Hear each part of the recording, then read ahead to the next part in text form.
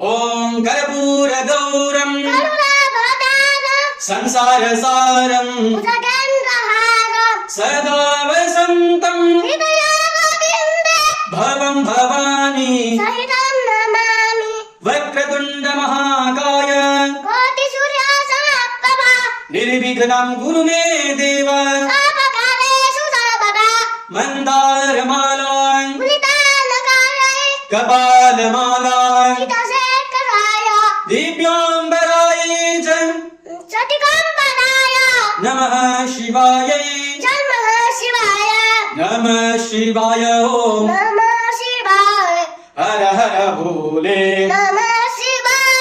गंगाधराय शिव हर हर भोले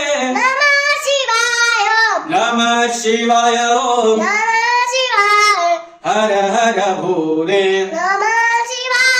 ओम नमः पार्वती पतये हर हर हर महादेव शंभो।